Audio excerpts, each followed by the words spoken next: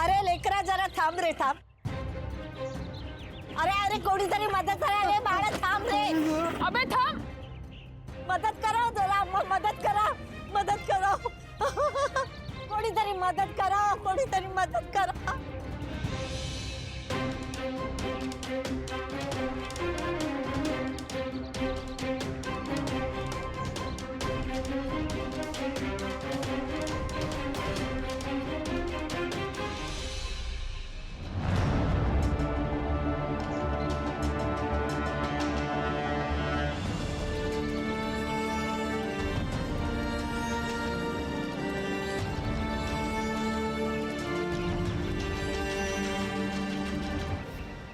या आजोबा.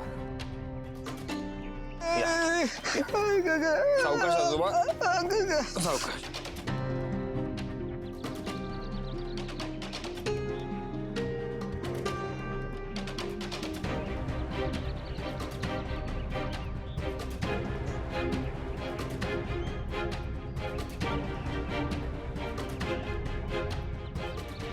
काय झालं एक्झॅक्टली? अरे मी गाडीवरनं येत होते आणि एका मोठ्या गाडीतनं ह्यांना बाहेर असं ढकलून दिलं आणि त्यांचं सामान पण बाहेर फेकलं. काही कळलंच नाही. कोण होतं? नाही माहिती ना. मी आले ते गाडी थांबवली तेवढ्यात ती गाडी निघून गेली होती. आजी तुम्ही कुठे राहता? काय झालं आणि ते कोण होते? कोणी परका असतं तर तक्रार केली असती पण इथं पोटच्या गोळ्यानेच आम्हाला वेगळं केलंय. म्हणजे आमच्या चिरंजीवाचेच प्रताप आहेत हे सगळे. तुमच्या मुलांनी सगळं केलं? ओझ झाला होता मी. ओझ वृद्धाश्रमात पाठवायला होता. तू मला एक सांग आम्ही आमच्याच घरातून बाहेर का जायचं? नकार दिला. मग तो असं वागला. त्यांनी आम्हाला घराच्या बाहेरच काढलं. मला एक गोष्ट सांगा, त्याला तुम्हाला वृद्धाश्रमात का पाठवायचंय? पण अरे आता हे काही नवीन राहिलंय का? प्रायव्हसीच्या नावाखाली आई वडील नकोसे होतात.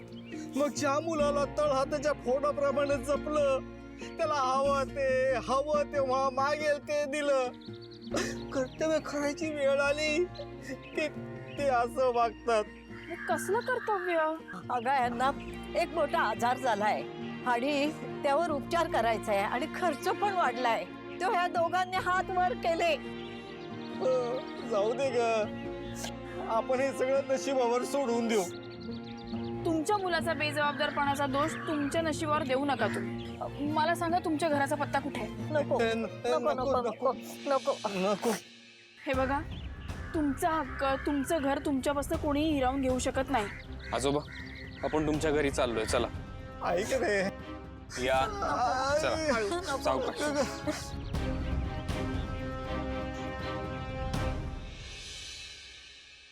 मॅडम हे अजून एक सॅम्पल आहे. हे छान वाटतंय ना. मला हे आवडलंय. येस. आपण अजून याच्यात काय करू शकतो?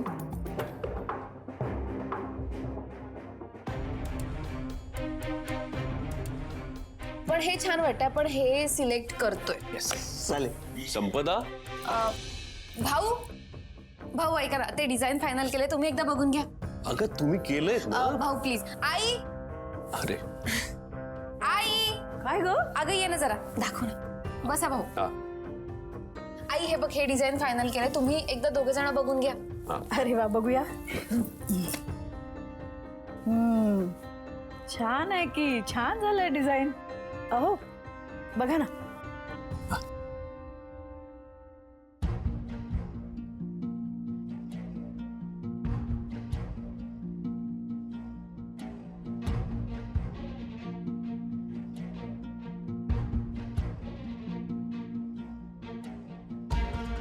काय झालं? काय नाही. काय म्हणजे हे फायनल करून टाकतो आता. हा हे फायनल आहे. आणि किती पत्रिका लागतील? अशू, तुझ्या या निर्णयामुळे एक भलतंच नाव तुझ्यासोबत जोडलं जाणार आहे. काय करतोयस हे तू? श्वेता, आज जेवण करू नको. बाहेर जाऊया जेवायला. चालेल.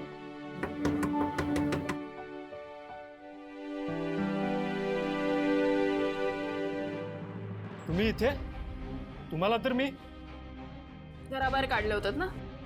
घरातनं बाहेर काढताना एकदा दारावरची पाटी तरी वाचायची. या आजी.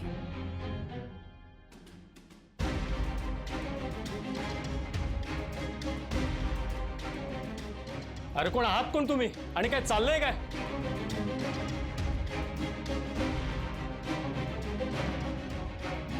हे का आलेत आणि हे कोण आहेत? आम्ही कोण आहोत यापेक्षा हे दोघं तुमचे कोण आहेत आणि तुम्हाला त्यांचं किती महत्व आहे हे महत्वाचं आहे. आणि तुम्ही त्यांना घराबाहेर काढलं, तुम्हाला काहीच वाटलं नाही का? हे पहा, हे आमच्या घरचं प्रकरण आहे. तुम्ही ते आणलं ना रस्त्यावर. आजी, किचन कुठे आहे?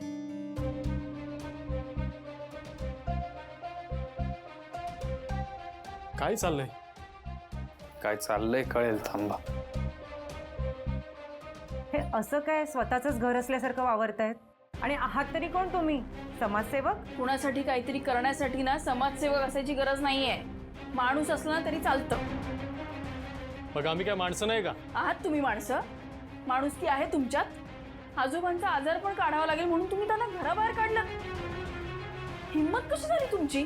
इतकं आहे तर तुम्ही जा ना घराच्या बाहेर. निघा इथून. हे बघे, मुलगी आहेस ना म्हणून, नाहीतर नाहीतर काय रे, नाहीतर काय? आणि तू मुलगा असून काय केलंस आई वडिलांसाठी? सांग ना. हे तुझे वडील लहानपणापासून त्यांनी तुला मोठं केलं, तुझं बोट धरून तुला चालायला शिकवलं, तुझ्या पायावर उभं केलं, आणि तरी असं वागलास? ते राब राब राबले तुझ्यासाठी, कष्ट केले दिवस रात्र. का? तुला चांगलं शिक्षण मिळावं, तुझ्यावर चांगले संस्कार व्हावे, तू मोठा व्हावा, स्वतःच्या पायावर उभा राहावास. राहिलंच ना उभा स्वतःच्या पायावर? त्यांनी तुला आधार दिला आणि जेव्हा त्यांना आधाराची गरज लागली तेव्हा तू त्यांना घराबाहेर काढलंस. एका मुलाला जन्म देताना किती यातना होतात माहितीये तुला? तरी ती स्त्री त्या यातना सहन करते. का? तिच्या बाळासाठी. जेव्हा तू यांना घराबाहेर काढलंस ना तेव्हा त्यांना हाच प्रश्न पडला असणार की क्या त्या यातना सहन केल्या आपण याच्यासाठी, या मुलासाठी?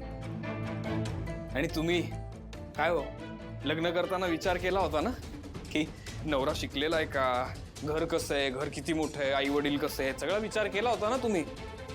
तेव्हा हा विचार डोक्यात नाही आला की या आई वडिलांमुळेच हा नवरा आहे, त्यांच्यामुळेच याचं शिक्षण झालंय, हे घर त्यांच्यामुळेच आहे. मला लाज नाही वाटली यांना घराबाहेर काढायची? आता नुसतं माना खाली घालून काही होणार नाहीये. त्यांच्यासाठी ताठ मानेने काही करता येणार असेल ना तर ते सगळं करायचं. तेव्हा तुम्हाला कळेल की आपण याची कसर नाही भरून काढू शकत. तर यापुढे आजोबांच्या आजारपणाचा जो काही खर्च आहे ना तो सगळा तुम्हीच करायचा. आणि आम्ही गेल्यानंतर त्यांना कोणी बाहेर काढला तर मला दुसरी भाषा पण येते, लक्षात ठेवायचं. ताई, माफ करा मला, मी चुकलो. आम्हाला नाही, त्यांची माफी मागा. माफ करा आम्हाला, चूक झाली आमची. आजी आजोबा येतो.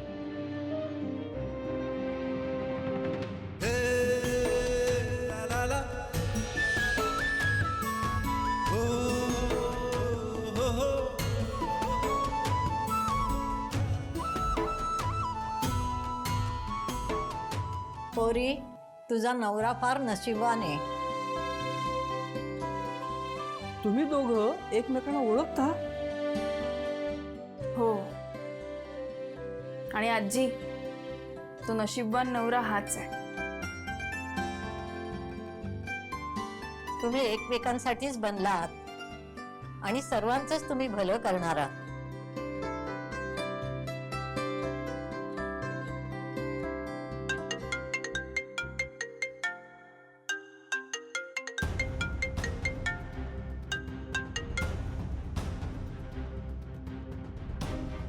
येतो आम्ही. काळजी घ्या.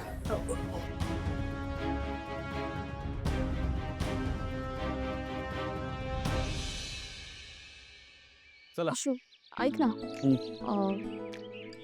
थँक्यू. का थँक्यू बोल?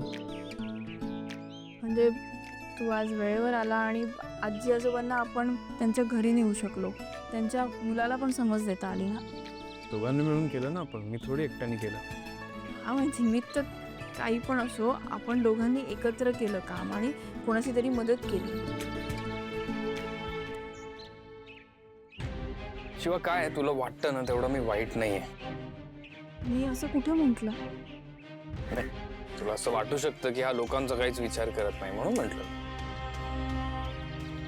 ते त्या दिवशी मीटिंग मध्ये तुला असं वाटलं असू शकतं की हा फक्त आपल्या कंपनीचाच विचार करतोय, एम्प्लॉईजचा नाही. तसं काही नव्हतं. कामगारांचाही मी इक्वली विचार करत होतो. नाही, तू कामगारांचा विचार करतोस, पण त्या दिवशी तुझे प्रेझेंटेशन केलं होतंस त्याच्यावर जास्त भर होता आणि त्याच्या नादात तू लोकांचा विचार केला नाही एवढंच समजवायचं होतं. असेल, तसंही असेल.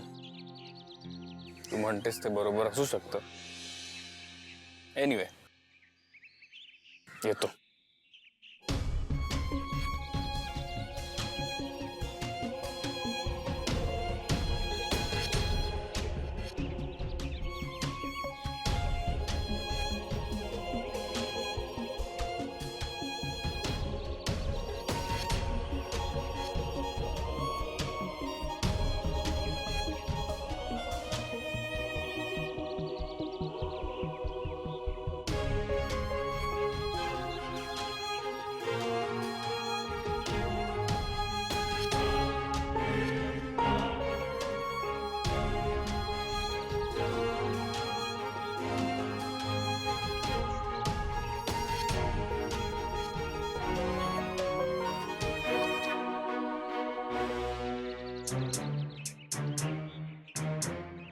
अरे सुहास, ओपन कर ना, मोबाईल मध्ये बघत बस. अरे हो ना, थांब ना. काय एवढी काय घाई आहे? अरे पाय दुखलेत माझे, पटकन चल. काय असं काय 2 किलोमीटर चालत होती? करशील? ए तू चेक करून आणत जा गाडी. आता येताना नीट आलो ना आपण. अरे यार, आलं का मांजर आडवं? मांजर नाही, ओका. काय मॅडम, ओळखलत का? तुला चांगलंच ओळखलंय मी. काय काम आहे? बोलायचं. ए, पैसे मागत तशी तर अजिबात मिळणार नाही, सांगून ठेवतो हा. पैसे नको आहेत साहेब मला. तुमचं खरं मला कळलंय. काय काय काय कळलंय आणि काय काय बोलतोस का तू? अहो, चेहऱ्यावर दिसतंय तुमच्या. घाम पुसा जरा.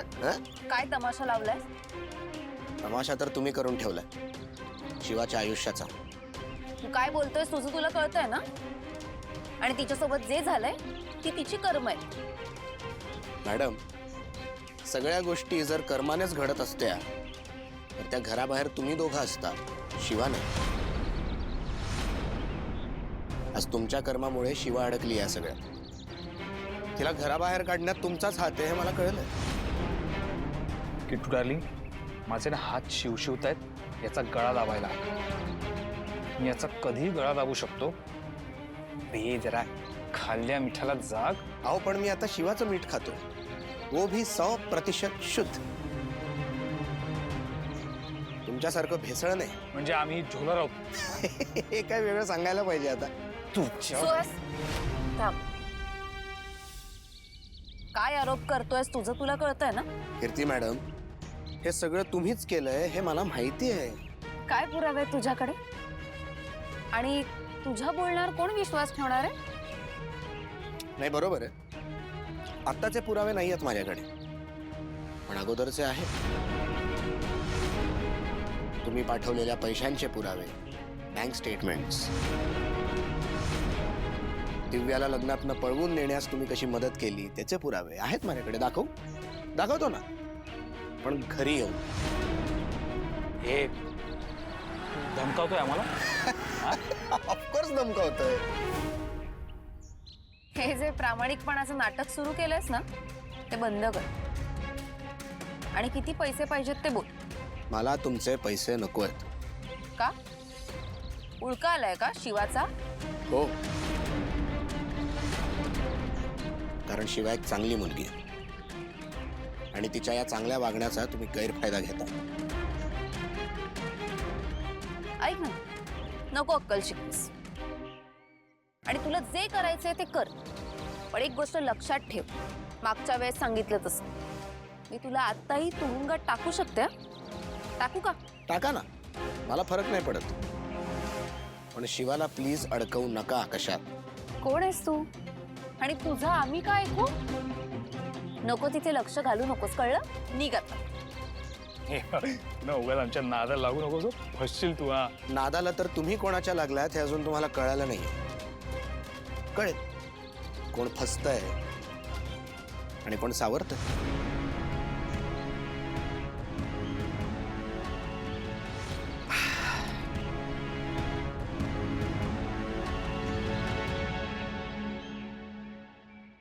ए 8 नंबर पाना दे रे. 8 नंबर दे रे. 8 नंबर घे. ए भाई, हा 3 नंबर आहे. अरे यार, हे घे. हा. काय व्हायचं याचं? अरे 4 नंबर दे रे.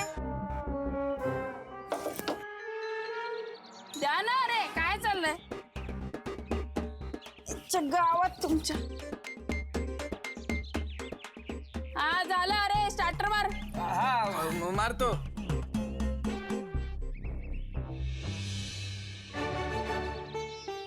भाऊ,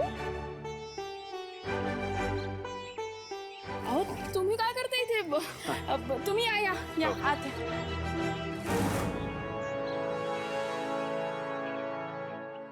भाऊ,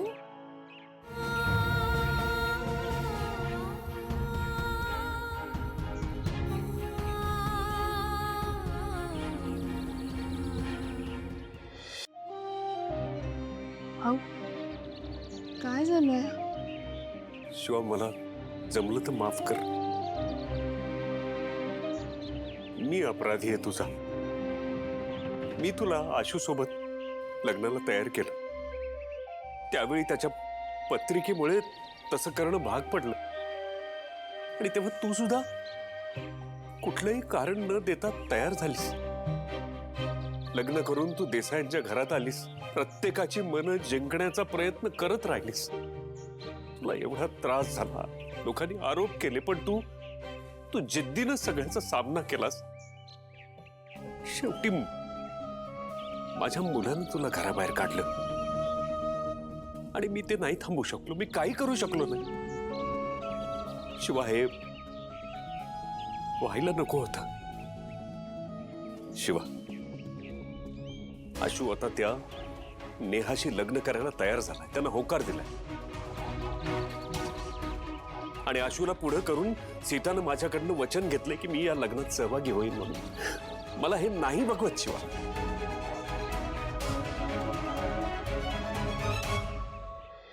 भाऊ, तुम्ही जरा शांत व्हा. हे पाणी आधी जा. हे बघा, 2 मिनिटं शांत व्हा.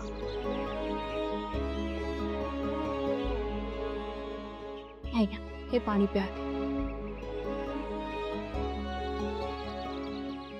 हळूहळू. हे बघा, एकदम शांत. आणि सगळ्यात आधी ना मनातला हा विचार काढून टाका की या सगळ्याला जबाबदार तुम्ही आहात. अहो, तुम्ही माझं प्रेम मला मिळवून दिलंय. तुम्ही मला तुमची मुलगी मानताना मग मुलीवरचा विश्वास कमी पडतोय का? शिवा, पण या सगळ्या गोष्टी खूप पुढे गेल्यात. पण वेळ नाही ना निघून गेली. अजून अपेक्षा आहेत. विश्वास आहे माझ्या प्रेमावर. आशू माझ्याकडे परत नक्की येणार. भाऊ, शिवा बरोबर बोलते. आणि आम्हाला पण कळले की शिवाशिवाय आशूचं काहीच होऊ शकत नाही. अरे, तुमच्या लक्षात येत नाहीये, तो बोहल्यावर उभा आहे लग्नासाठी. भाऊ, तो मंडपात जरी उभा राहिला ना तरी लग्न करणार नाही, कारण त्याला शिवाशिवाय कोणी सांभाळू शकत नाही. खरंय, तिने बापाला सांभाळलंय, मुलाला तर सांभाळेलच ना ती. ये बात. हेच हसू मला तुमच्या चेहऱ्यावर नेहमी बघायचंय. भाऊ, असेच हसत राहा खरंच. आणि अजिबात काळजी करू नका, काही होणार नाही. तुम्ही लागा तयारीला, सगळं नीट होईल. भाऊ, टेन्शन घेऊ नका. सनईचे सूर वाचतील, पण ते आशूसाठी नसतील. बाशिंग बांधलं जाईल पण नवरदेव बोल्यावर चढणार नाही. नवरदेव लग्नाला तयार असेल, पण लग्नाच्या गाठी पुन्हा पुन्हा बांधल्या जाणार नाहीत.